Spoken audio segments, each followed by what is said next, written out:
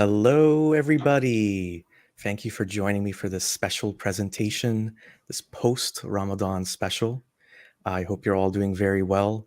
I've been getting a lot of messages from friends and family, some of whom know I'm not religious, just telling me Happy Eid, Eid Mubarak.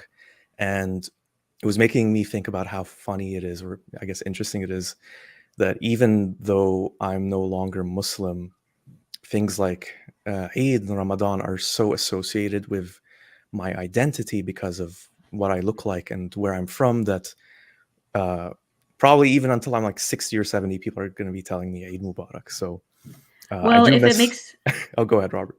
if it makes you feel any better, I get my phone blown up on Eid every year. So, and they know that I've never been Muslim. So I get it's like getting a Christmas e-blast. I try not to take it too personally. Yes, same here. Yeah, I think it's a bit Hmm. tougher for people who are still dealing with issues or maybe traumas from their religion and they're trying to Yeah. move past Hmm. it.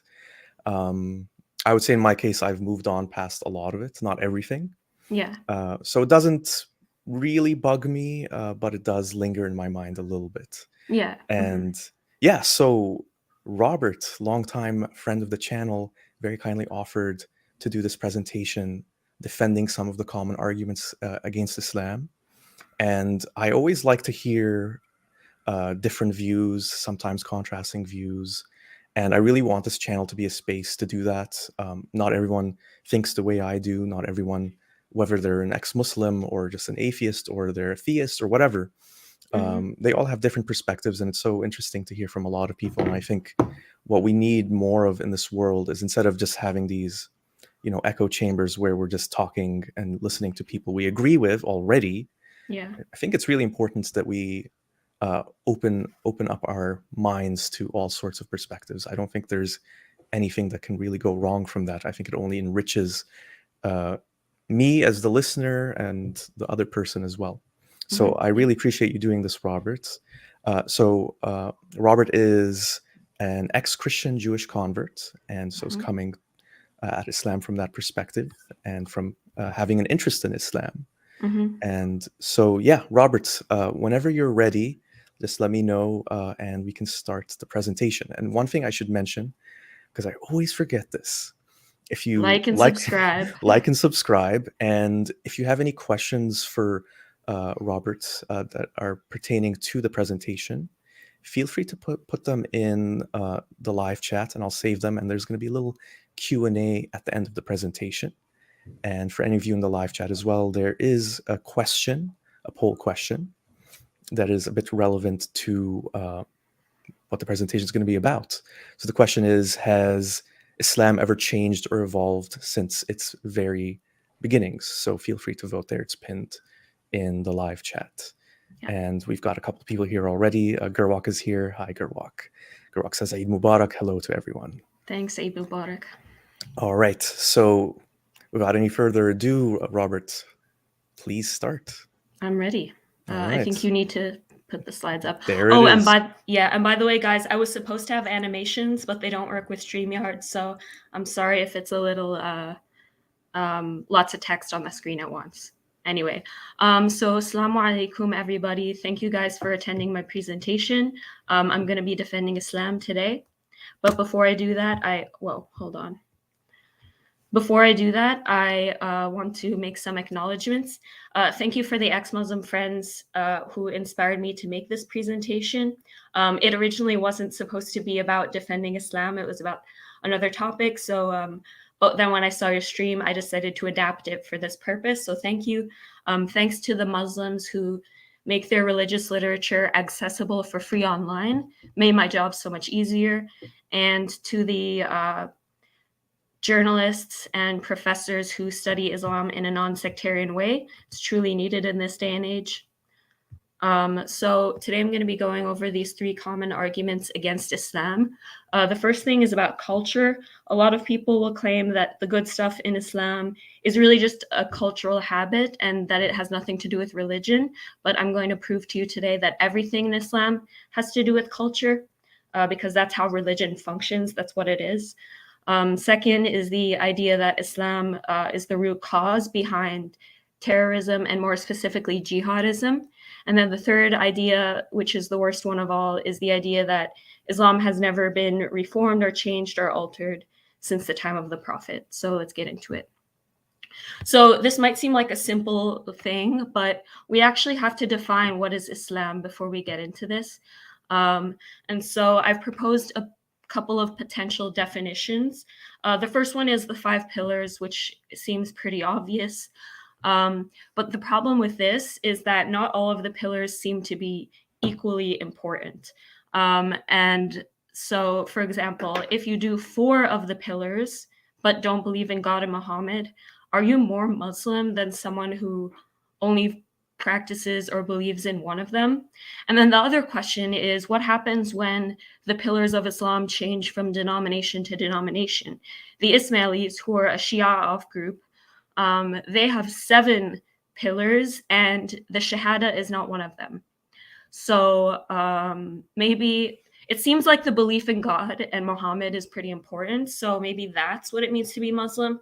But if that's the case, then Baha'is, Universalists, people who basically believe that all prophets and all religions are valid, if it's all about believing in God and Muhammad, then they're just as Muslim as any Sunni or any mainstream Muslim. That's not true, though.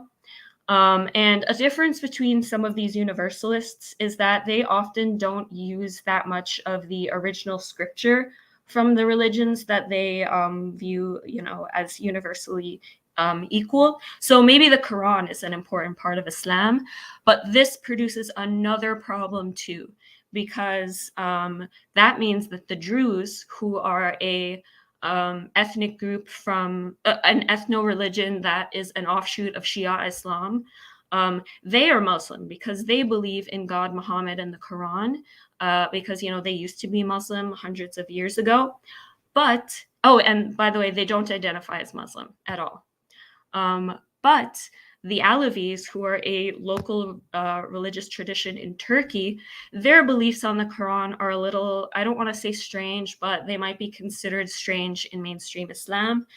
They believe in something called a secret Quran or a revealed Quran that is different from the Uthmanic Codex that we have today. And so it's strange that people who don't identify as Muslim are Muslim under this definition, but people who do identify as Muslim might not be. So, but maybe you're thinking, Robert, enough of these edge cases, Druze, Alevis, Baha'is. Let's focus on real Islam, whatever the Sheikh says. But you can't always trust what a religion says about itself or its practitioners, because according to Islamic institutions, Jesus is Muslim, but a Muslim who's experienced takfir, so someone who's been declared a disbeliever by a big enough Islamic institution, is considered a disbeliever no matter what.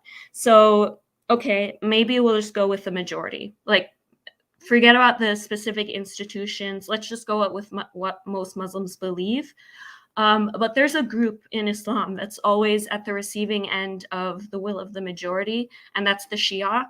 And in Egypt and Morocco, the majority of Muslims think that Shia are not Muslim. And an even weirder thing is that like almost half of Lebanese Muslims think that the Druze are Muslim, which is like interesting. So as you can see, whenever we try and pin down a so-called objective definition of what is Islam, it produces strange results. But don't worry, I'm not going to leave you hanging. I'm going to give you a definition of Islam that we're going to use for this presentation. So everybody, this is true Islam. I made 3 concentric circles because although I do believe all of these streams are a valid part of Islam, I don't think they all equally represent Islam as a religion. So the center core, like the center circle, is what I'm going to be using for the majority of my arguments. These are the oldest Islamic streams that we know of. And altogether, they represent about 95% or more of the world's Muslims. So Sunni, Shia, and Sufis, I feel like people know what that means. If you don't know about the Khawarij or the Ibadis, don't worry, we're going to talk about that later. And folk Islam is a type of Islam that's very popular in the Indian subcontinent and in Southeast Asia and in pretty much everywhere, to be honest. And it's basically when you mix the Islamic religion with indigenous religions. So, for example, in sub Saharan Africa, there's a common belief that a woman can protect herself from evil spirits by covering her head and neck, which is obviously supposed to be hijab. And there are several, like in the Indian subcontinent, until very recently, the majority of people practice Islam with some sort of influence from Hinduism. And that was how it was for the majority of history. And if you don't believe me that folk Islam is part of mainstream Islam, don't worry, we're going to talk about that later. But the fact that for much of history, the majority of people practice folk Islam means it really needs to be in the center circle, and attempts to strip the indigenous aspect from these types of Islam requires lots of conscious effort, and you will be received quite harshly sometimes if you try and remove the folk aspects. So that's for the center circle. The second circle, I feel like people know what these words mean. I'm not going to be talking about them too much. And then the third circle, I'm really not going to be talking about pretty much in any significant capacity, because they're more like ethno-religions rather than like they are Muslim and they do identify as Muslim, but I think that they're very far removed from mainstream Islam. Like the Alawites, you can't even convert to being an Alawite. You have to be born into it. And then the Shabaks. By the way, do you think people know what the Alawites, Shabaks, and Alavis are? Or should I define them? It's interesting that you mentioned that, because I was going to say that until really relatively recently, I thought the Alawites and the Alavis were the same thing, and people were just misspelling it. Yeah. And then I found, because I think most people are more familiar with the Alawites. Yeah. And then I discovered, oh no, it's actually this whole other thing that I never even heard of. So maybe like just like a quick explanation would help. Yes, and I'll just note that the fact that they have almost the same spelling is a complete coincidence. It's because their names come from an old pejorative term that meant worshippers of Ali. But they have nothing to do with one another. So the Alawites are a Syrian ethno-religious group that mixes Christianity and Neoplatonism with Islam. And we don't know that much about their practices because they're very secretive. And they only marry amongst each other. The Shabaks are a Kurdish ethno-religion, I guess, and they are an offshoot of Ismailism, and they believe that Ismaili poetry, or certain Ismaili poetry, is divine revelation on equal footing with the Quran and Sunnah. And then the Alavis are that Turkish tradition that I mentioned before, that are they're rooted in nature veneration. And so that is the outer circle. And then I'm excluding groups that don't identify as Muslim, even if they have some sort of Islamic influence, like the Druze. So any questions about this definition before I move on? Well, one thing I just wanted to mention, definition is good. I mean, it's always hard to, I think that's one of the issues when you're criticizing a religion from outside, is like, what is that religion specifically? But you did a good job of trying to capture such a difficult subject. Mhm. I just wanted to mention that I've met and known several Druze in the course of my life, and they say wildly different things. Some of them say, really? well, we're Muslim, we're just a kind of Muslim. Some say we have nothing to do with Islam. Mhm. So I've heard both extremes and a couple things in the middle. I personally grew up being told that Druze are not Muslim, and that they're I'm trying to think of the best word, Apostates? like a defilement of Islam, that they're just believing some sort of deformed, defiled version of it. Oh, a devious sect. Yeah. Yeah, I guess that's a good way of describing it. Yeah. Mhm. But yeah, please go ahead. Yeah. Well, we're going to mention Drew's identity a little bit later, and maybe you'll have a bit of an explanation for why there's such a huge difference in Drew's identification. It has to Sure. do with their religion. Sure. Just to, sorry to interrupt you. Yeah, sure. So someone in the live chat is mentioning that they would add progressive Muslims into this chart that we've got here. Oh, progressive Muslims is covered under unorthodox Muslims. Okay. So for unorthodox Muslims and reformists, what I mean by reformists is more like government level and leadership level reformists. So someone like Ataturk in the 20s, or Gamal Abdel Nasser, or Mohammed bin Salman, as opposed to like individual reformists like Reza Aslan, and progressive Muslims who I would group under unorthodox. Gotcha. That So makes yes, sense. they're covered. Any other sects we've missed? Probably, but none that come to mind. Okay, cool. Well, I haven't mentioned any of them in my presentation, so I guess they don't really matter. Yeah, I guess so. Okay, so let's get into it. So the first topic is the idea that culture is separate from Islam, and that we can actually disentangle the two in a meaningful way. And I don't necessarily agree with that. And so there's actually a really good term that's used to refer to Islamic culture, and that's the term Islamicate. And it's used a lot of times by historians to refer to things that come from, Islamic society, but aren't really directly based in Islamic religion. Again, I'm skeptical of that idea, but we're going to go with it.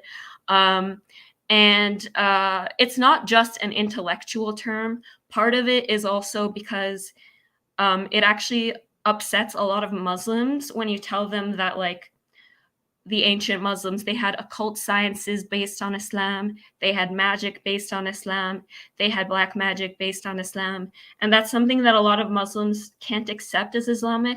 And so this term does have a sort of softening, origin to it. But we don't really care about offending Muslims right now. Okay, maybe I care a little bit. Maybe I care a little bit. But I still don't really agree with this term, and I'll show you why. So this is the hand of Fatima. Can you see my cursor, by the way? Can you see it? I No, don't I guess, think so, yeah, I no. guess it's not showing up. But anyway, the hand on the right-hand side is called the hand of Fatima, or it's called the hand of Miriam in Judaism, because it's actually a pre-Islamic symbol that's used to repel the evil eye, and it got adopted into Islam over time. And you could ask the question, okay, is it Islamic? It's called the hand of Fatima. It should have something to do with Islam, and it's used by Muslims. So shouldn't it be Islamic? Well, my inner sheikh would obviously say no, like, no way this is Islamic. But I personally would say yes, because so much of Islam is actually just repackaged Middle Eastern paganism. So I do think that, yes, it is Islamic. But I know this probably isn't going to convince most of you, so I have to inflict some pain. So this might bring back memories for some of you. It's a very common folk myth, especially in Arab countries, that if you don't eat the food that your parents gave you, or if you waste it, that food will chase you on the day of judgment. And there's absolutely no evidence for this within the religion of Islam, but tons and tons, probably millions of people around the world believe this, and believe it to be a part of Islam. And so we can ask the question, is this story Islamic? Well, my inner sheikh says no. No, it does not exist in any Islamic text whatsoever. It's complete bogus. But I would say yes, it's totally Islamic, because there are lots and lots of Muslims who use this and practice it, regard it as part of Islam. And even further, evidence that it is the fact that a lot of ex-Muslims use this story as evidence against Islam, like to show how horrible and cruel Islam is. It tells parents to torture their children. But how can it be Islamic if it's not in the Quran or Hadith, right? But I actually do think it is Islamic, and it's totally fair game for criticism against Islam in that sense as well. And so you might be saying, well, Robert, who cares if some Muslims say that that's part of Islam? It's not in the text. But really, different like branches of Islam have different ideas about what is and what isn't Islamic. So, for example, the Shia have their own hadith collections. And there's great diversity even within Shiism about what is truly Islamic. And so, but we privilege those Shia hadiths because they're written. They're not passed down orally the same way that the folk Islam is. And so the question is, like, are these literate beliefs more important than folk beliefs? I don't think they are. And a lot of times when we're talking about culture versus Islam, what we're actually talking about is folk Islam versus real or true Islam. And I saw an interesting quote that really like drives this point home. Unfortunately, the book that this came from was too expensive, but it was such a good quote that I just had to include it. So I just used the Wikipedia citation. It says, folk Islam has been described as the Islam of the urban poor, country people, and tribes, in contrast to Orthodox or High Islam. And, you know, I think calling it High Islam instead of real Islam just puts it all back into perspective. And like, again, back to what I was saying earlier about how in the Indian subcontinent, for a long time, the majority of people practice this folk Islam. So I just think that calling folk Islam, because if folk Islam isn't high Islam, then it must by definition be low Islam. And I think that's a really gross way to view it. And you know, like, I actually saw two pictures that I think describe this contrast pretty well. So on the left-hand side, we have a picture of Mohammed bin Salman, the Crown Prince of Saudi Arabia, and he is cleaning the Kaaba, which is a pre-Islamic pagan temple that exists in one of the holiest cities of Islam.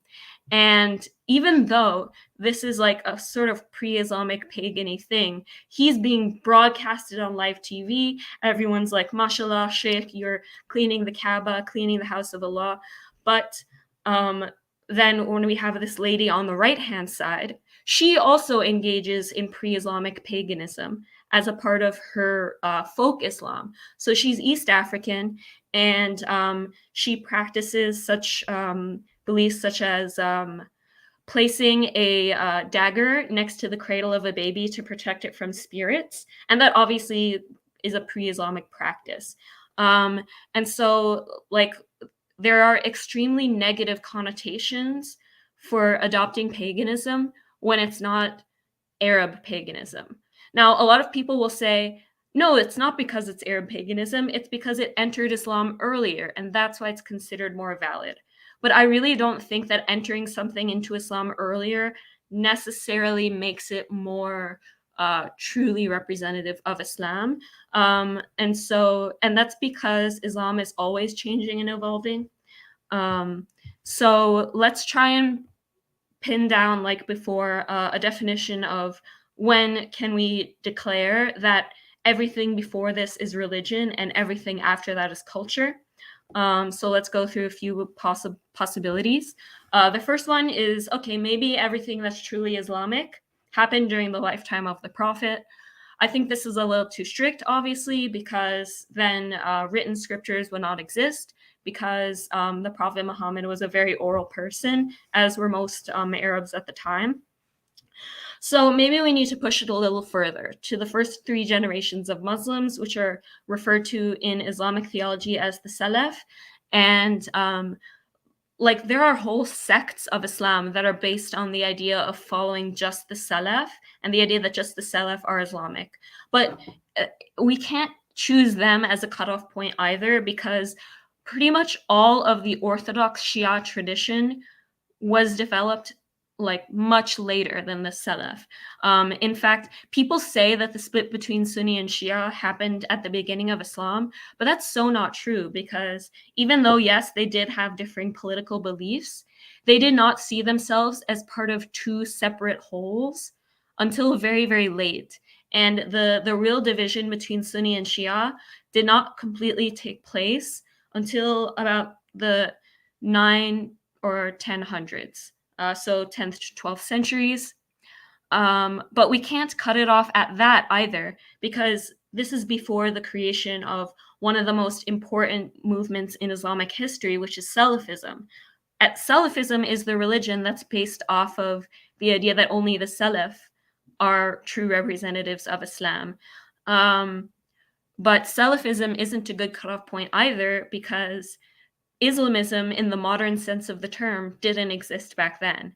Um, Everything was ruled by Islam back then. There was no concept of an Islamist government versus a non-Islamist government. So maybe we need to understand the modern condition if we're going to understand Islam, but we still can't cut it off there, because YouTube sheikhs and hijabi bloggers are a very recent phenomenon. But we cannot call them just cultural and not Islamic, because let's be honest, a lot of ex-Muslim influencers would have no career if it weren't for YouTube sheikhs and hijabi bloggers. I am only here because of a hijabi blogger. So to say they're not part of Islam or not true, or that they're just a cultural phenomenon, is simply not true. Now, I think I've showed you very clearly that we can't choose a cutoff point between what is like culture versus Islam.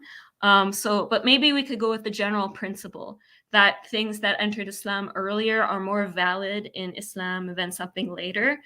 But that, again, would make the folk tradition, the Hindu folk tradition, which, by the way, started influencing Islam as soon as Muslims entered the Indian subcontinent, which was hundreds of years before Shiism even existed. So I'm not going to draw you a nice little circle graph saying which periods of Islam I think are more important. I don't think that. I think that what happened 2 or 3 years ago in Islam is just as important, if not more, than whatever happened during the lifetime of the Prophet. So instead of doing that, I'm just going to continue to show you the outsized influence that being Arab has on dictating what is and isn't Islamic. So here is a Christian source on early Islam that was written in about 640 CE.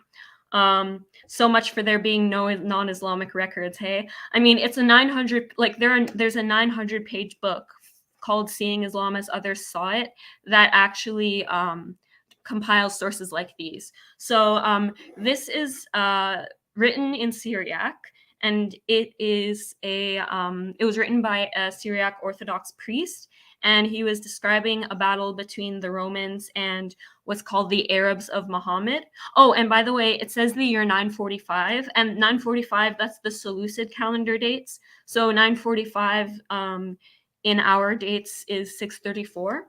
And the word for, so Arabs of Muhammad is what they call the invading Islamic army. In fact, it's very possible that the word Islam didn't actually exist at that time, because all of the earliest non-Islamic sources on Islam refer to the Muslims as either just Arabs or Arabs of Muhammad. And the word Arabs of Muhammad that in this they use is Tayyaya de Muhammad.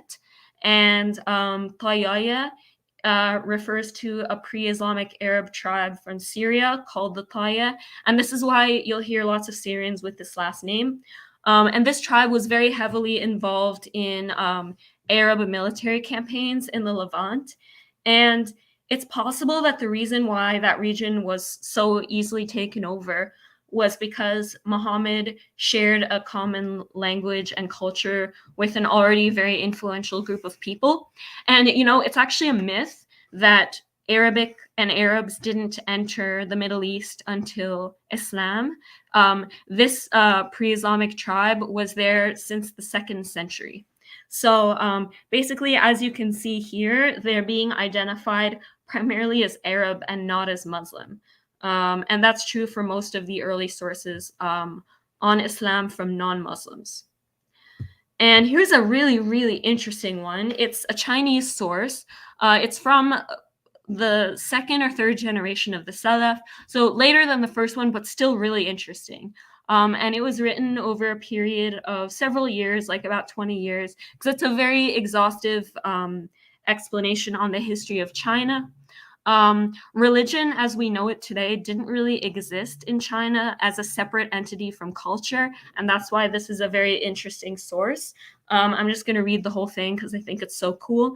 It says, during the Yonghoi reign period of the Great Tang, the Arabs sent an embassy to the court to present tribute. It is said that their country is west of Persia. Some also say that in the beginning there was a Persian who supposedly had the help of a spirit in obtaining edged weapons with which he killed people, subsequently calling for all the Persians to become his followers. There were 11 Persians who came, and according to their ranks as Moshe, were transformed into kings. After this, the masses gradually gave their allegiance, and subsequently Persia was extinguished and Byzantium was crushed, as were also Indian cities. The Arabs were everywhere invincible. Their soldiers numbered 420,000, and by this time their state was 34 years old. When the original king had died, his office passed to the first Moshe, and now the king was the third Moshe. The royal surname is Tashi. So the word Moshe comes from the word Muhajirun, which would have been pronounced as Muasho at the time. The word for Persian in the sentence, Persian who had the help of a spirit, means Westerner more generically. And the 11 Persians who came, this is likely referring to the Pledge of Al-Aqaba, which was an event where a group of 11 Sahaba pledged allegiance to the Prophet Muhammad in Medina. And the name Tashi, which is the word they use for Arabs, is a Chinese-ified form of the word Tazi, which referred to the Arabs, and it comes from the name Taya. So, like, obviously, you can see that they're known primarily as Arab. And it's also interesting that they, like, really barely even mention the religion. And when they're, like, in later in the source, it's a very long source, but later in the source, they're describing all the Arab customs, and only once they briefly mention they solemnly worship a celestial spirit. So to people who don't have religion, like the ancient Chinese, there is no difference between being Arab and being Muslim. And so this like linkage between Islam and Arab identity is present still today. So a lot of Christians in the Middle East of an Arabic-speaking background, they actually reject the idea that they're Arab, even if they speak Arabic as their first language, and they like to identify with pre-Islamic ethnic groups. So, for example, the Copts identify as ancient Egyptians, even though all Egyptians basically descend from the ancient Egyptians. They feel a really special connection to it as pre-Islamic people. And then the Maronites of Lebanon, they identify as Phoenicians. And as you can see in this graph on the right-hand side of the Middle Eastern Christian schisms, whether you identify as Arab depends strongly on which denomination. So the Arab Christians in the Melkite, which is the the Greek Melkite practice, they all identify solely as Arab. All of the Palestinian Christians fall under this category. Shireen Abu Akleh, for example, she was a Melkite. And then it's a little bit more mixed in the Maronite and Syriac churches. Some of them identify as Arab and some of them don't. But the Church of the East and the Chaldeans, they're really, really not Arab. Like, they don't even speak Arabic as their first language.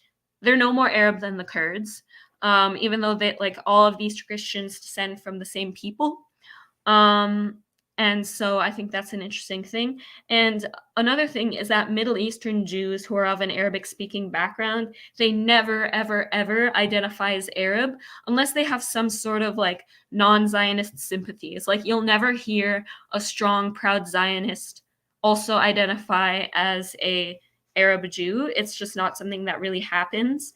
And then also in the same sort of region, you mentioned the Druze and how their identity is sort of like all over the place depending on who you ask.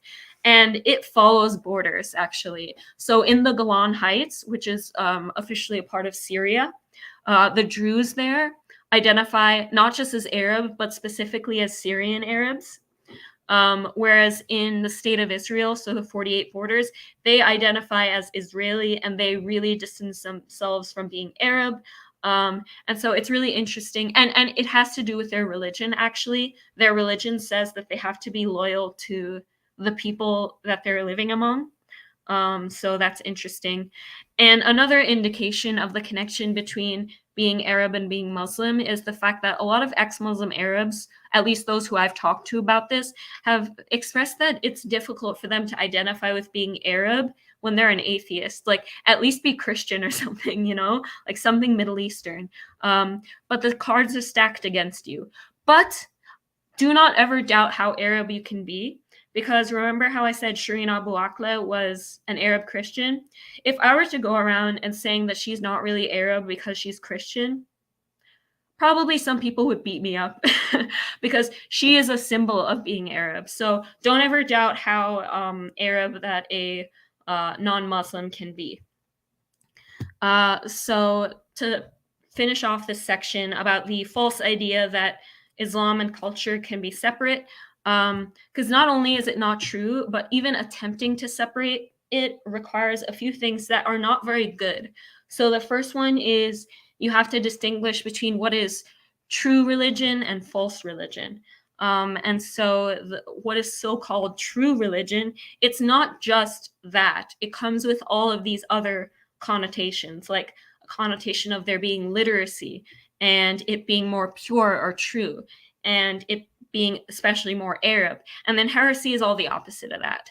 And this kind of this binary never ends with heresy being declared the best. It's inherently made to privilege orthodoxy, even when it's against the majority.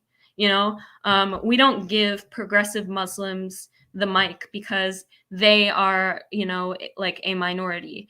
They don't represent the majority of Muslims, and it's the same thing for the scriptural interpretations of Islam in many cases.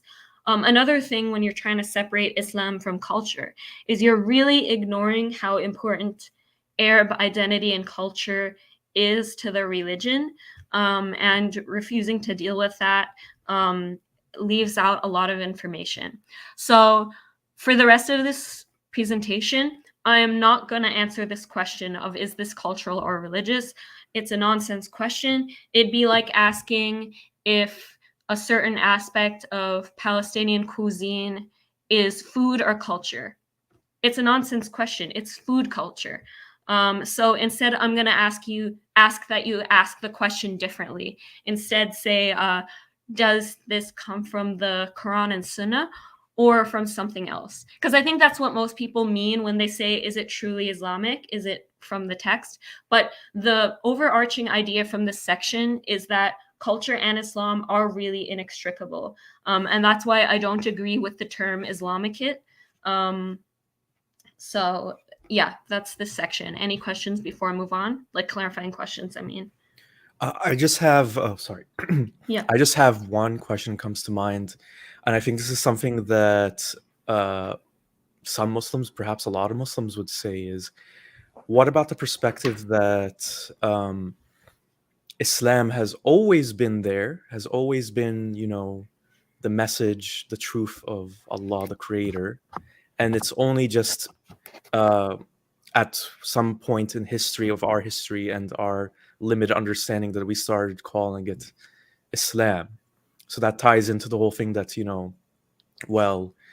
Jesus was a prophet of the true religion of Islam, and so were all the other prophets. And from that perspective, all these things that maybe we could even call non-Muslim, if you don't look at it that way, are actually part of Islam. Mm-hmm.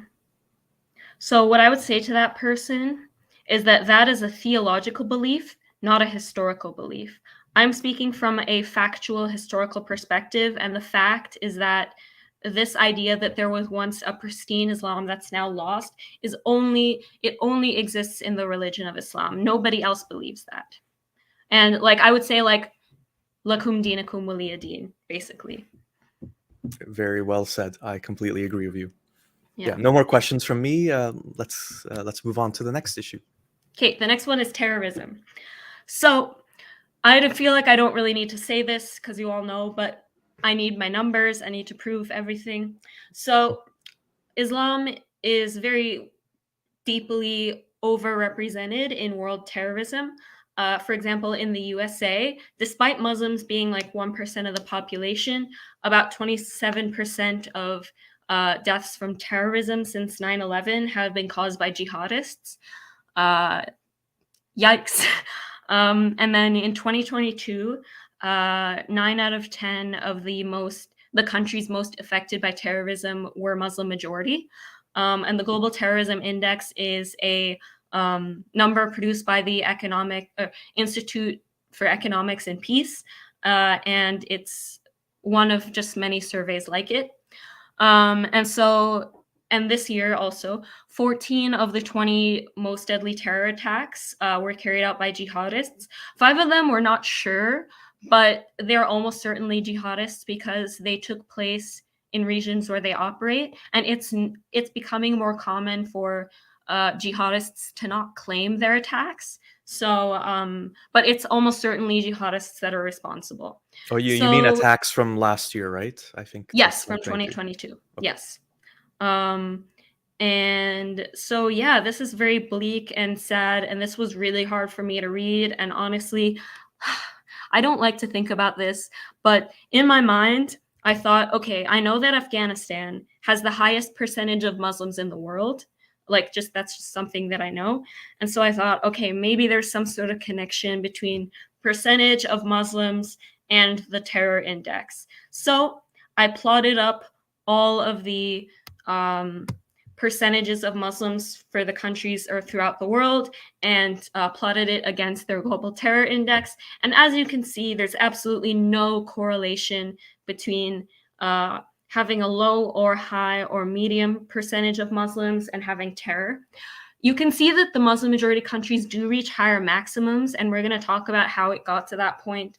But there's percentage of Muslims is not a deciding factor for how much terrorism you have. But luckily, the GTI report tells us what are important things to consider. So here are the factors that in 2023 were found to. Oh, I'm sorry. It says GTI 2023. It should say this was for 2022 because the 2023 report describes what happened in 2022. So just keep that in mind. But anyway, so there are 4 general groups of factors that are correlated with terrorism and drive terrorism. The biggest one and the number one cause of terrorism is internal violence and conflict. This could be ethnic violence, political violence, and this is evidenced by the fact that almost all deaths and attacks of terrorism are in a country that has an active conflict. And another piece of evidence is the fact that now that the conflict in Syria, it's not over, but it's decreasing a little bit in severity. The Islamic State, since there's not a conflict to exploit in Syria anymore, they're moving onto sub-Saharan Africa, especially a region called the Sahel, which we're going to talk about a lot because it is the epicenter of world terrorism today. The Middle East is over when it comes to, well, not over, but it's not as bad as it used to be. And then the next correlation with terror is issues with the governance. This could be unstable government, a corrupt government, a government that receives several coups, and terrorism usually occurs in places where the government does not have a stable presence. And then another aspect, and this is the only one that directly includes Islam, is the presence of world involvement in areas that have a lot of terror. And for example, Russia and France, they intervene in West Africa, including Mali, which is the 4th most affected country. In fact, 59% of Malians have negative views towards France, and that sort of worsens things a little bit. And France doesn't do much to help, let's be honest. To help negative perceptions of it. And then the next one, which I want to talk about a little bit, is resource insecurity. There's a lot of threats to the livelihoods of people in these countries. In fact, more than half of the food insecure people in the world live in the top 20 countries that are most affected by terrorism, and it's not proportional to their population. And then also some of the countries with the highest terror ratings this year, so that's Iraq, Afghanistan, and Mali, they are likely to face water stress by 2040. In fact, Iraq has the highest numbers of historical conflicts over water of any country in the world. And here is, so I found the connection between dryness, lack of water, and terrorism to be very stark. And so I wanted to show you guys the global terror index against the aridity index. Unfortunately, there's no like list of aridity indexes per country, so I couldn't do a nice plot like the one before. So I just decided to show you on the map the clear correlations between not only dryness and terrorism, but dryness and presence of the Arab armies. So if you look, so for example, if you can see in the Caucasus region right north of Turkey, there's a blue spot. And blue, by the way, means no impact from terrorism, meaning there's no impact on the society, no attacks, no deaths. And as you can see, the humid spot in the Caucasus is surrounded by a bunch of dry countries. And the Caucasus section is the only one that's free of terrorism, whereas the dry surrounding countries, they do have terrorism. And then if you also look at the places where the Arab armies were, you can see in Western Europe that not only is Spain and Italy, southern Italy, the most dry parts of Western Europe, they're the only places in Western Europe that Muslims historically have had a foothold in.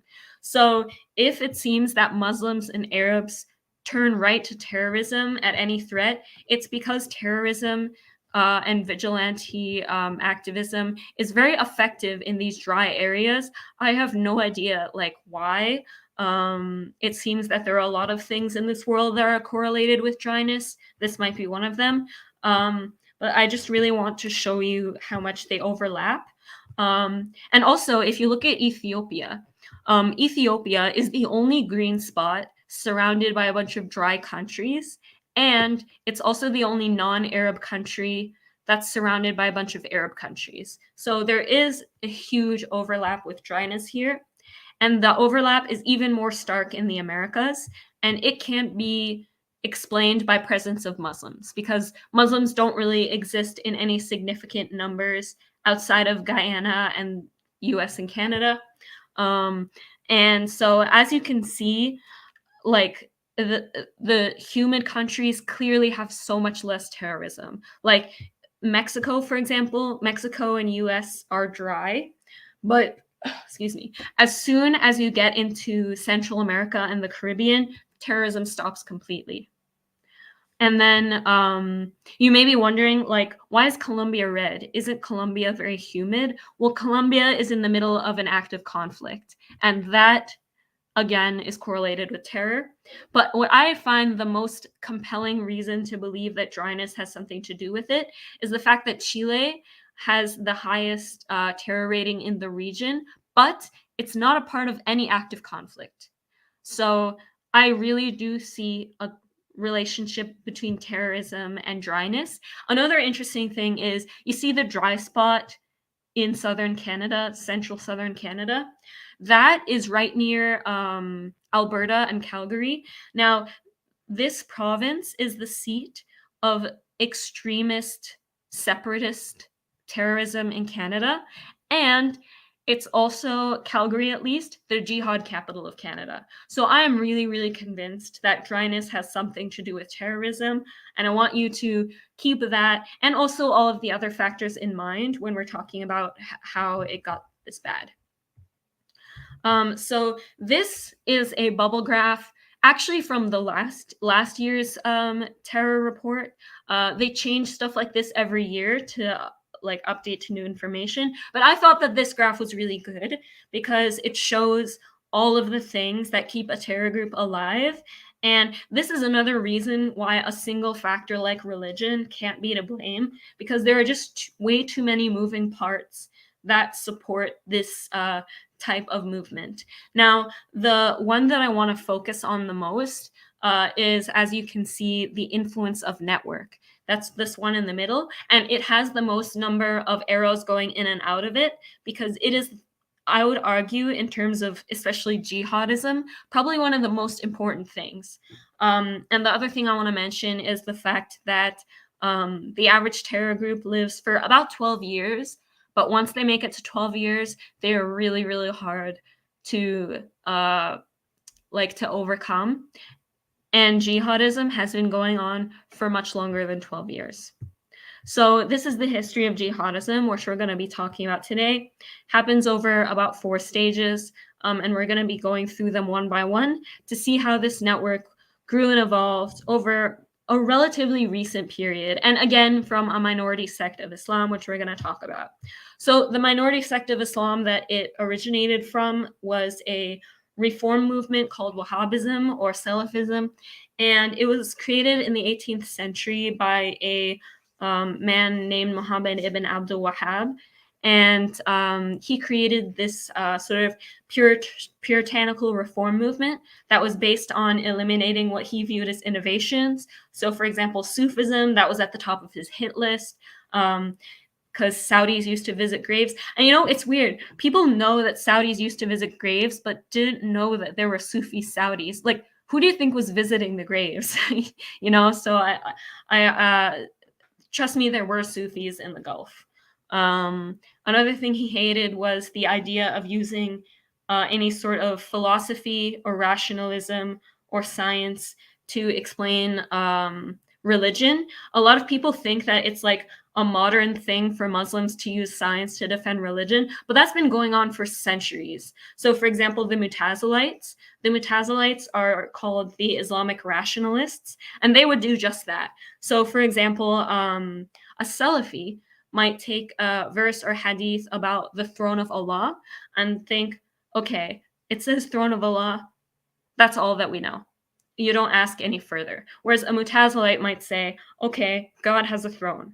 What kind of throne? It can't possibly be a human throne because God doesn't have human equalities, but humans can have godly qualities like powerful and merciful. So logically, this means that God must have a chair that is unlike ours, but also sort of like ours. And then this brings up another research question, which is, does God have a butt to sit on the throne with?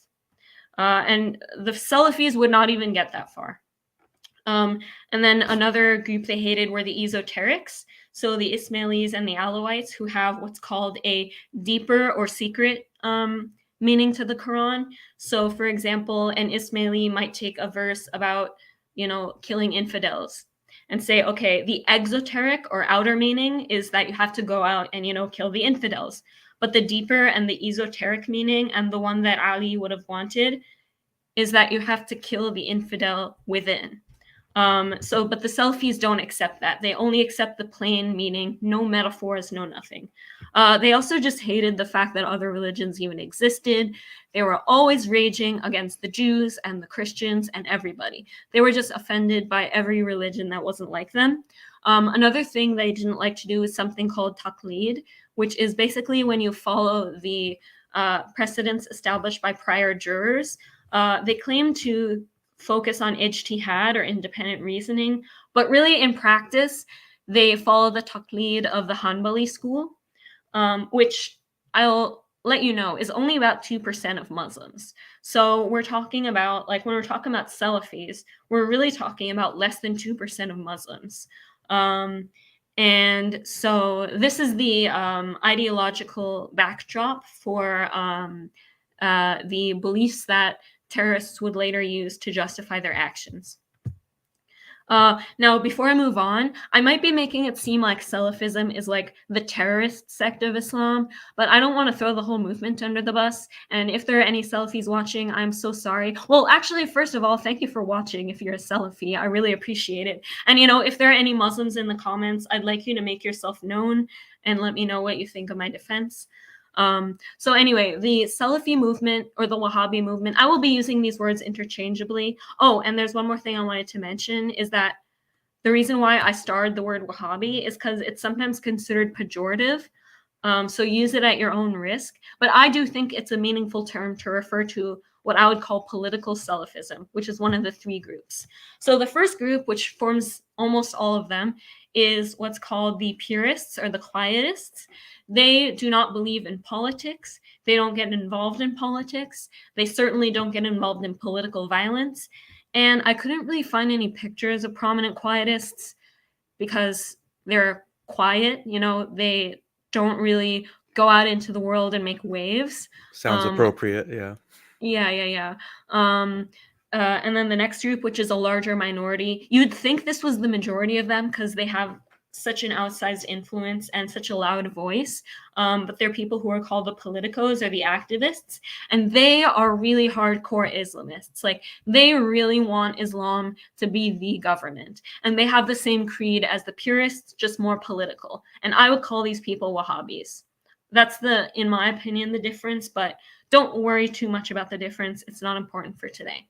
And then the jihadists, obviously, are a really tiny minority.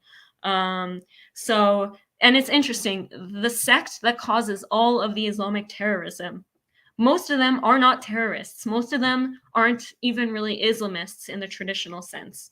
So that's something important to keep in mind.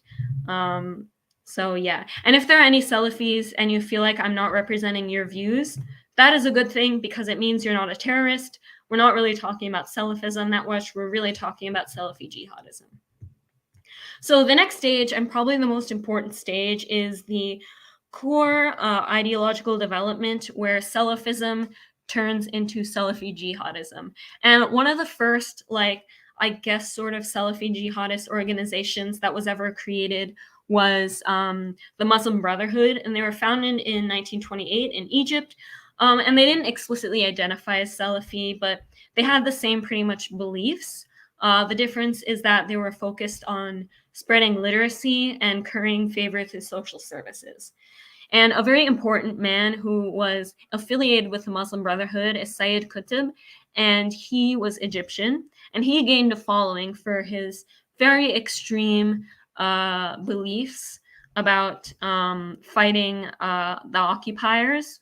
And he was the first one to create really the core beliefs. And every single jihadist group today goes back to this one book he wrote called Milestones, which pretty much all of the uniquely jihadist traits come from this. So that's why he's considered a sort of founding father in the field. And something that he was really well known for, and his most distinctive quality, and I would argue the most distinctive quality of jihadism, is the takfir. His takfir was so extreme that he takfired himself. He takfired himself and the whole Islamic world and said Islam is extinct. But obviously he realized you can't be an Islamic extremist without Islam. So he's like, okay, yes, Islam is extinct, except for me and my friends. We are true Islam. And it might seem like a strangely specific thing to focus on, but I think takfir was actually necessary in order to do what they wanted, because the jihadists' beliefs were so far from what Muslims at the time wanted. And remember, this is in the 20th century or so, very different time from today.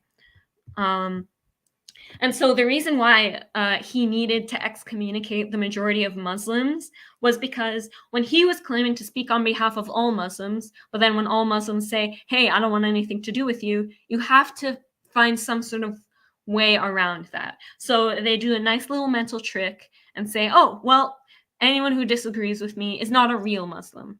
And this was necessary because, believe it or not, the Muslims wanted, in a certain sense, to be very Western at the time, at least, because the 20th century was very, very different. It was a much more, I wouldn't say secular, but secularism was more popular back then, especially in the Arab world. But the jihadists, they did not want that. And they wanted all of this bad stuff that the Muslim world was sick of. Like, think of just the war and the kingdoms and the constant raging against the disbelievers. Remember, at this time, the Muslim countries had all fought several very bloody independence wars where they spent like sometimes as many as 10 or 15 years going to war and fighting infidels and being involved in these empires and kingdoms. And they were sick of that. They wanted peace, they wanted things to be normal. And so, but that eventually changed, like later in the 20th century. You may be wondering, like, why would Muslims turn away from all this cool stuff on the right hand side? Obviously, it's all the fault of the Jews. So there were a series of several wars during the 20th century between the Arab states and the state of Israel. And these were the wars that really made people, especially Arabs, believe that they needed religious unity if they were going to carve a nation for themselves out of this world.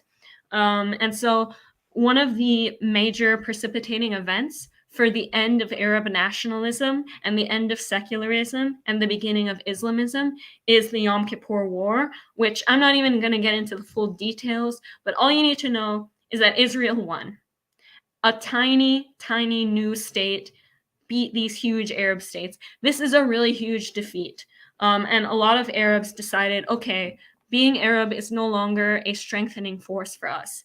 Maybe we need religious unity, which that's what they thought the Jews did, was they come from all around the world, Iraq, Russia, France, but they won through religious unity. That's what they thought anyway. And this seed would be planted in their mind, and it would grow during the oil crisis of 1973.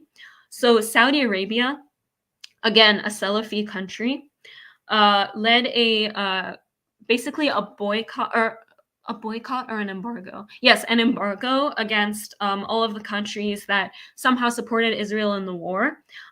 It caused a astronomical increase in oil prices, and even when you adjust for inflation, it still hasn't gone down. So this is an event that impacts your life and mine. And the oil states, for doing this, not only did they gain prestige, but their form of Islam also gained prestige. And it's at this point that Arab nationalism is mostly, well, I wouldn't say mostly over, but it's defeated by Islamism as a unifying force for these newly emerging Muslim states. And so it was around this time that the kingdom began what I call the Wahhabi invasion. And so basically what the kingdom would do was they would spread their ideology through charity, sort of like how the Muslim Brotherhood was spreading social services and literacy. It's basically trading resources for ideology. And they distributed Qurans with the Wahhabi beliefs written into the margins. There were architects who went around and built these huge, expensive, massive mosques, like this mosque in Pakistan. If it doesn't look like Pakistani architecture, it's because it's not. It's Gulf architecture. And so a lot of migrant workers who went to work in the kingdom, they returned with their Wahhabi beliefs. And this is largely when folk Islam started to go out of style in the Indian subcontinent. So, for example, Maulid is considered an innovated holiday, and it stopped being celebrated. Hostility towards Jews, Christians, and Sufis increased. And then Gulf clothes, like the face veil, for example, and the thobe, started to replace the local culture. And so if it seems like all around the world, wherever Muslims pop up, they have, the same beliefs, the same mindset, the same food, the same clothes, the same everything, it's because the Wahhabis tried to steamroll all of the diversity in the Islamic world. And this is a quote from a really great book that I recommend everybody to read here, anyone who's interested in jihadism. Excuse me. It says, the Saudi Ministry for Religious Affairs printed and distributed millions of Qurans free of charge along with Wahhabite doctrinal texts, among the world's mosques, from the African plains to the rice paddies of Indonesia and the Muslim immigrant high-rise housing projects of European cities.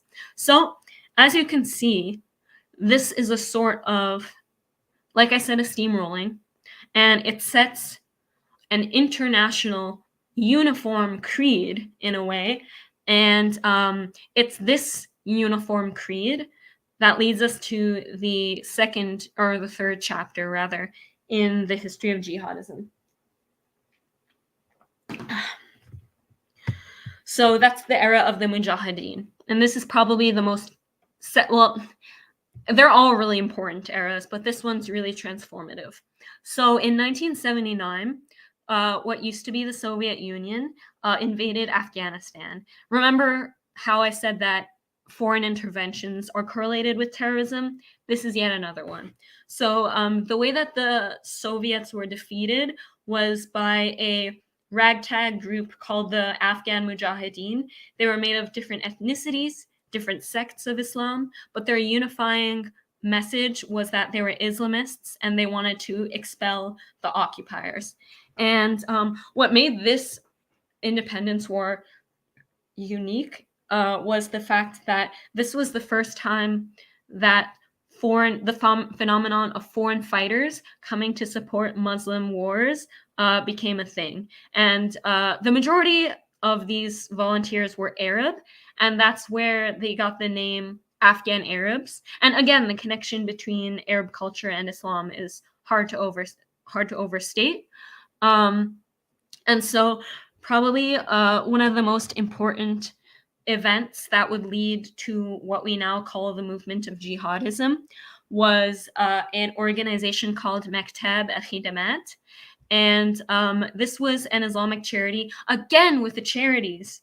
Like it was founded by 4 Afghan Arabs, 3 of which are depicted on the right.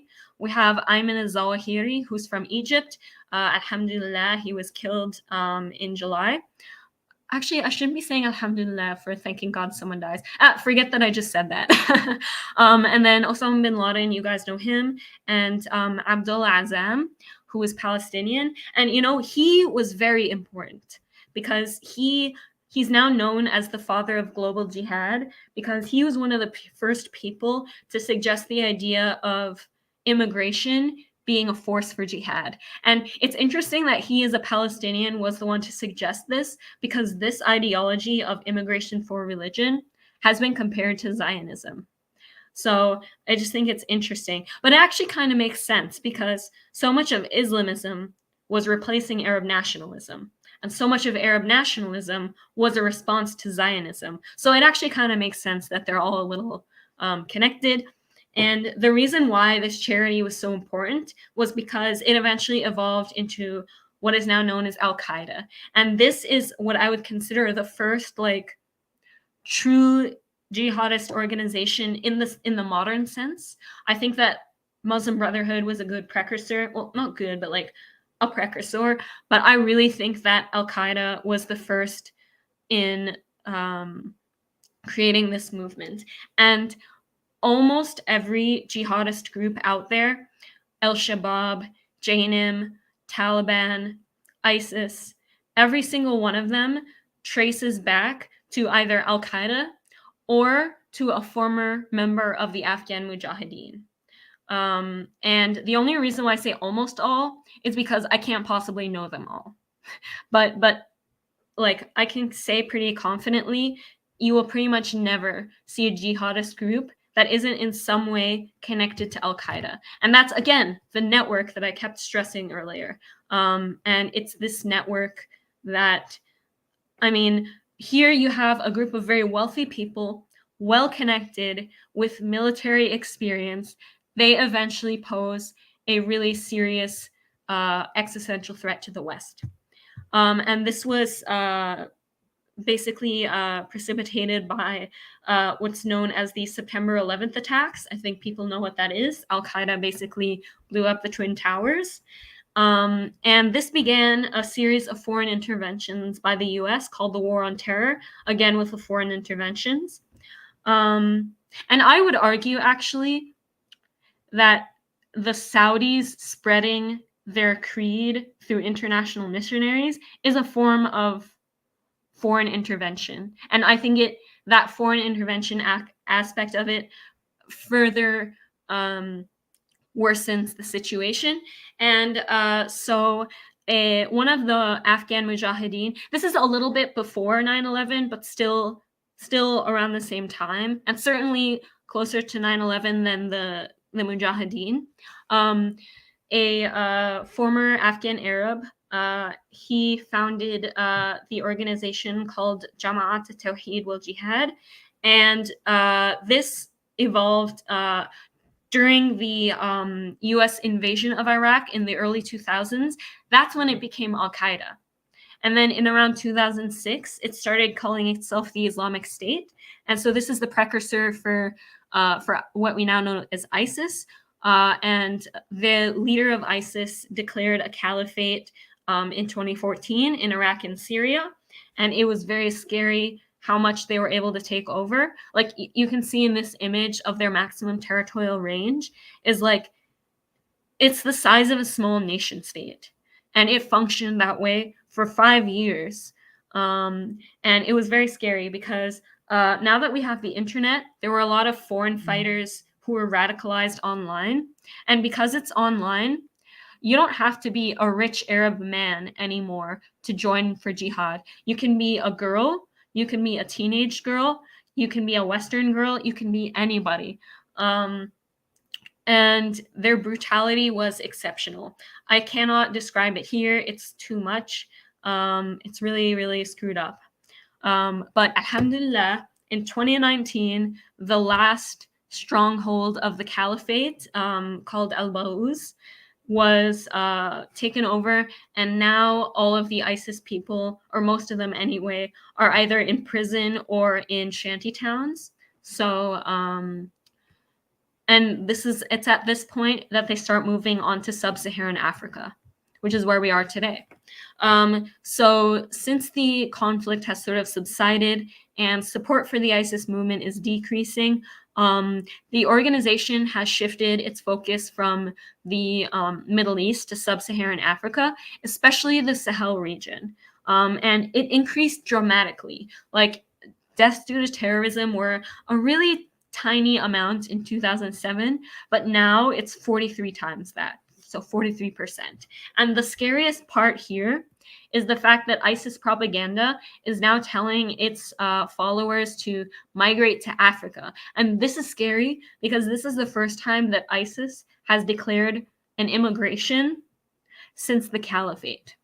And when they do propose their new caliphate, which I hate to say it, it will be in sub-Saharan Africa, probably in the Sahel region. And there's an emerging strategy, which I think is really, really interesting and gets really closely to the heart of why jihadism is so popular. It's something called the jihadization of banditry. And it's a thing in the Sahel where organized crime such as mafia and whatever their equivalent is there are starting to adopt jihadist ideology and masquerade as religious extremists. And this is shown by the fact that most of the attacks, at least especially in Mali, occur in areas with gold mines. And you may be wondering, like, sub-Saharan Africa sounds like a really random place. Like, wouldn't you want to go to like Indonesia, where they have a much larger population? But no, they've chose the Sahel specifically because they know there are lots of things other than Islam to exploit there. They exploit the conflicts over water and oil, which I've described at length. The governments are not very stable there. Sub-Saharan Africa has had 13 coups just in the past few years. There's the foreign intervention aspect from France, from Russia, from the Wahhabis too. There's resource insecurity, and there's a lot of desert regions with lots of ungoverned areas.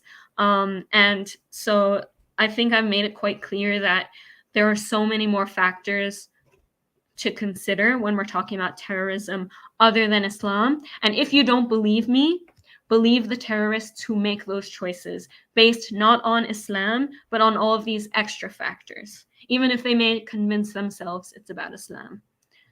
And another indication that religion is maybe not necessarily to blame for terrorism is the fact that a lot of converts are overrepresented in the jihadists.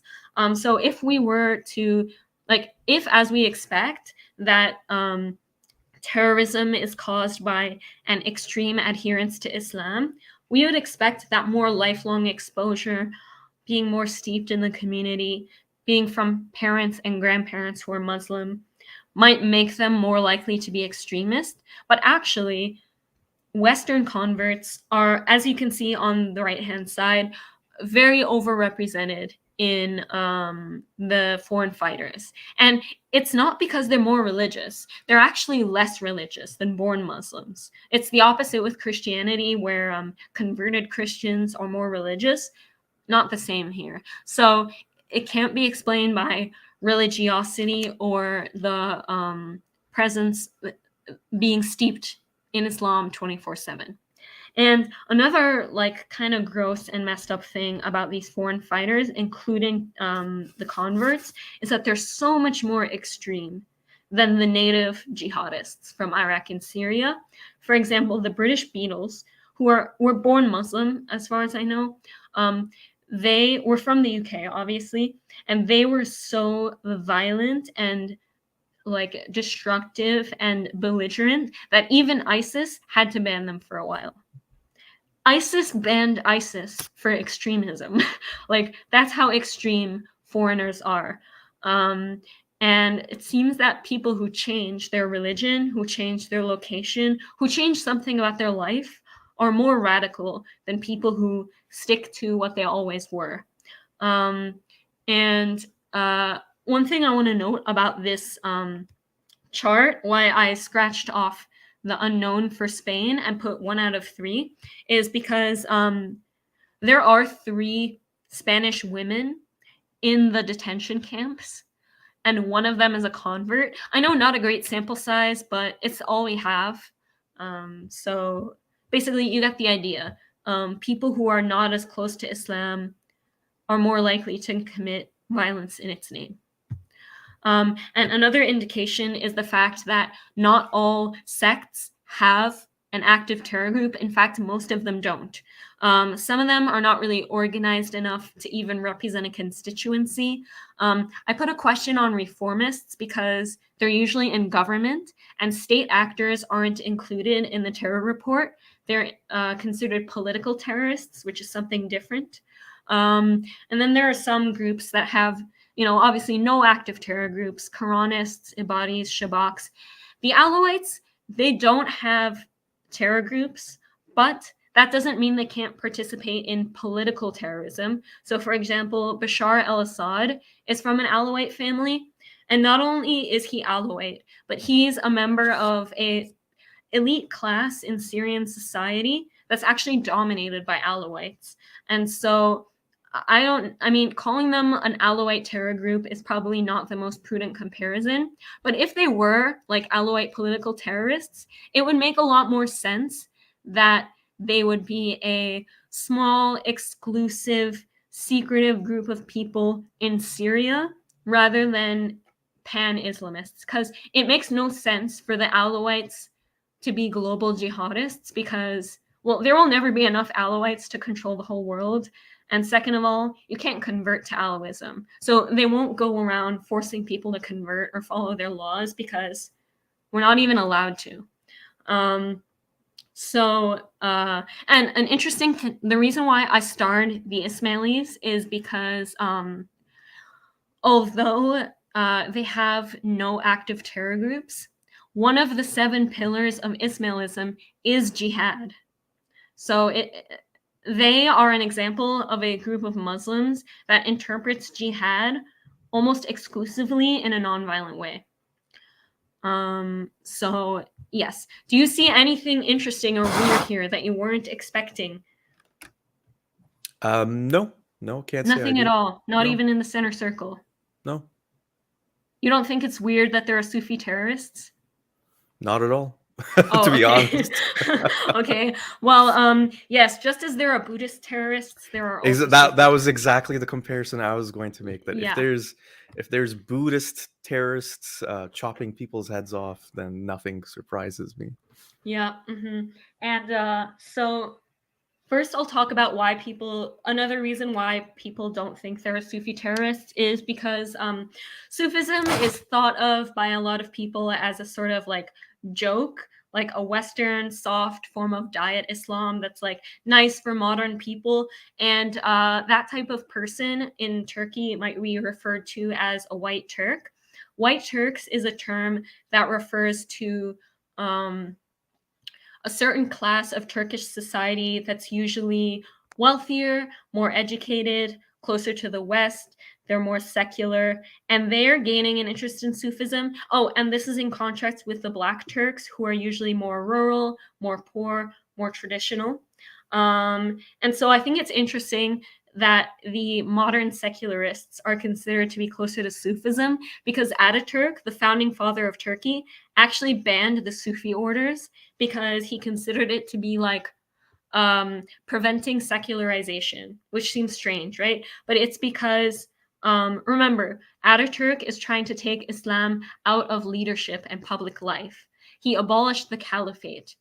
But what's the point of abolishing the caliphate if there are a bunch of little emirates running around, which is what the Sufi orders were? They were tyrants in their communities. They were no different from an emir controlling a local place, so he banned them.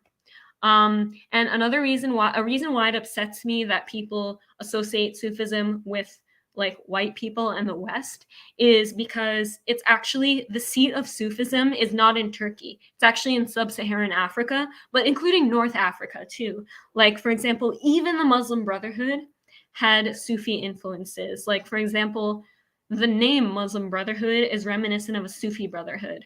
And the head of the Muslim Brotherhood, like the head of a Sufi brotherhood, is called a murshid.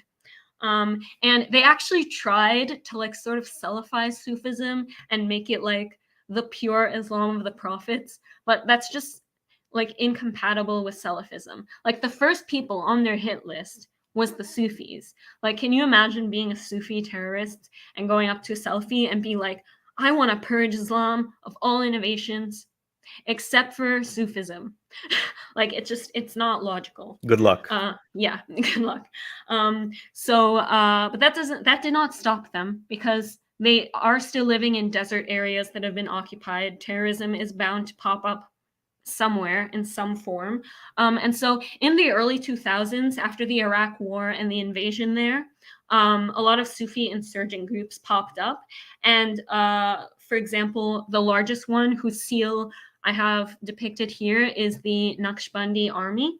And they are not Islamists. They are not fighting for a Islamic republic or even like an Islamic country. They are Baathists, which is a brand of Arab nationalism, which is a secular movement primarily. Basically, Islamism is like, can be thought of as like non-secular Arab nationalism in terms of like being a force to unify a country. And all of the Sufi terrorists that we know of are Arab nationalists. We don't know of any Islamists among them. And a way that you know they're Arab nationalists is just look at the flag or their emblem. The flag has the word or the phrase Allahu Akbar written in the handwriting of Saddam Hussein. And they also have all of the Arab countries connected together with no borders. And so I know that not only are they Arab nationalists, they're more specifically pan-Arabists. But you get the idea. They're not Islamists. They cannot participate in Islamism even if they wanted to. Whoops. I also love that the flagpole appears to be a sniper rifle. Mm-hmm. Yes, exactly. Wow. That there must be some sort of other symbolism that I don't know about, but yeah, it's crazy. Anyway, and I've mentioned a few times before that Islamism and by extension jihadism are sort of attempts to unify countries that may not necessarily have been unified before. Because remember, they're recovering from colonialism. They're trying to find their way in the world, and they're trying to grasp onto something to make themselves feel like a country. And so this is sort of evidenced by the fact that, at least as of last year, all of the terror groups that have caused deaths in the top 10, or in this case 9 countries, all of the non-Islamic terror groups are ethno-nationalists. So the PKK in Iraq and Syria, they are Kurdish nationalists. In fact, they used to be communist. So they're really, really not Islamist. And in Nigeria, there's the indigenous peoples of Biafra, who are also a militant separatist group. And the Balochistan Liberation Army in Pakistan is actually the world's fastest growing terror group. And it makes sense that it's in an area where the Taliban exists, because everybody is competing for nationhood, and they're, grasping at straws. And, it's not surprising that at least one of the independence movements in this area involved religion, because it's a religious area. And it makes sense that the religious one was more widely transferable, because there are not that many Arabs in the world, and there are not that many Kurds or Baloch people, but there are loads of Muslims. You'll never run out of Muslims. And so that's something I want you to keep in mind. So let's summarize the issue. Terrorism is way too complex of a topic to be caused by just one thing. All sorts of negative situations contribute to it, and the terrorists exploit that, no matter what it is, whether it's religion, conflict, or threats. And jihadism, more specifically, is a recent movement, actually. It has ideological roots in a sect that's, again, less than 2% of Muslims, and very new reform movement. And so the only reason why it's so powerful is because the practitioners have disproportionate wealth. And that's why, even though they're all over the place, just a few of these organizations are responsible for almost all. And again, I only say almost all because I can't possibly know them all. And it's first and foremost a political movement, and it's partly evidenced by the fact that it exists side by side with a lot of other militant independence movements. So that's all for this section. Any questions before I move on? All right. So one thing I want to mention here, Robert, and I first want to say that I completely agree with your summary here, that it really is the case that you can't just explain things like the terrorism that exists amongst Muslims by something like saying it's just from Islam. Mhm. There's a lot of factors, a lot of variables, and I found it very interesting how you can really just connect climate to these kinds of activities. And I think it also reminds me of something I read once, where you can connect an uprising or a revolution to the price of bread increasing to the Wow. point of unaffordability. Mhm. Um, I can't remember exactly what my source was for that, but it just makes me think that a lot of people, they just want to live in peace. They just want to have like their lives and Mhm. support their families. And when they're really pushed, that's when they're forced to do drastic things. Yeah. So my point only here is that, and I'm going to give you a specific example to explain what I'm talking about, is Mhm. when it comes to, let's say, something like suicide bombing. Obviously, Yeah. someone who blows themselves up and kills a whole bunch of innocent people, although they may Mhm. not see them as innocent people. This is a person that's coming from a place of desperation, someone who has nothing to live for, perhaps. Yeah. And my feeling is that, how do you sway someone to do something as drastic as that? And this is where I have a concern or problem with Islam, is that if you tell these people, this life isn't what's most important, it's the afterlife that counts the most, and you're doing this for the creator, for the truth, Mhm. I think you're far more likely to convince someone to get like to throw away their lives like that, with that Mm. kind of theological belief underpinning it, even if the things that drove them to it in the first place are socioeconomic or political. And that's So, always been my okay. concern with Islam when it comes to this subject. I see. Like, I see where you're going with this. My only issue is that you could use the exact same logic to justify that that Zionism is like underpinned mostly by Judaism, and I don't think that's true. Like, I think there are like Judaism does make it easy to justify Zionism because of like several underlying factors that like I maybe won't get into, but even then, blaming religion on it isn't necessarily the most prudent because most of them are atheists. And I know that it's not perfectly comparable to Islamism, but I mean, yeah, I guess you're right that there is a certain, but I don't think that necessarily that it's as significant as you think it is. And it's way, way, way easier than you think to convince someone to do something like blowing people up. And like it is far more easy than you think. And when you study white nationalism, when you study extreme Zionism, you start to see that it all comes from the same core. And it's not necessarily religion, but it's our desperation to live. Yeah, it's tough to know exactly what's going on in an individual's mind. Um, to me, it comes down to when it comes to specific acts that are, incredibly destructive. What are the things that are rooted in them? So, in that sense, that's where I'm agreeing with you that Hmm. religion is just one factor. And again, with Zionism, I'm not saying religion, like Judaism, is a main factor. I'm saying it's one of the factors, and Yeah. it will vary from individual to individual how much it is part of that. Um, Yeah. that's my last point on this issue. But Robert, I have something to mention. So I Yeah, have sure. a hard cutoff in like 8 minutes. Oh my god. We're Oh at an no. hour and a half. Oh my goodness, this took much longer than I thought. I'm sorry. No worries whatsoever. Should we table issue 3? I think that's what I'm thinking about here. So yeah, we're an hour and a half, and I don't want you to rush through this very important third issue, which is reform. So if you're open to it, maybe we can do a part two where you can quickly recap issue one and two, and then get into issue three and give it the time it deserves. How does that Okay. sound? Yeah, sure. This has been fun. Thank you. Oh, pleasure's been all mine. Thank you so much, Yes. Robert, for taking the time.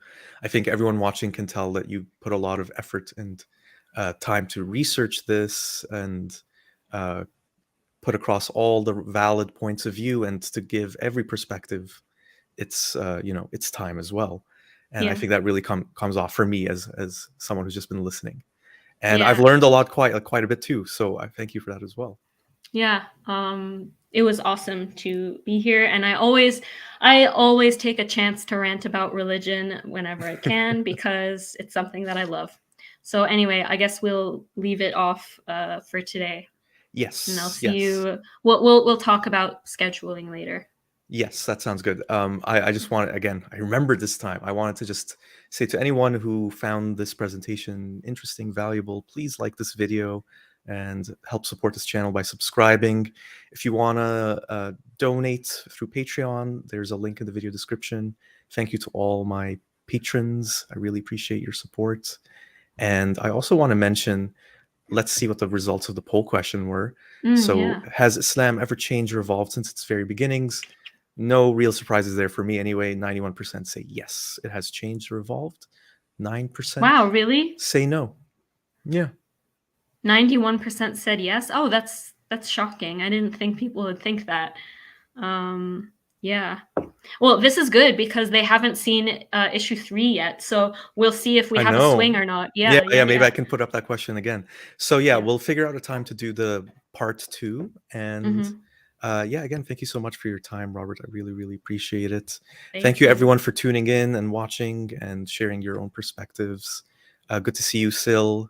I'm glad you joined. Thank you for coming, Zagros, as well, and Gerwalk and Apostate Aladdin also stopped by very briefly. Thank you for Oh my god, great. yeah, he stopped by for a little bit. And yeah, Yeah. so I'm looking forward to part two.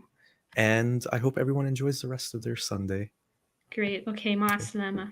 Take care, everyone. Bye.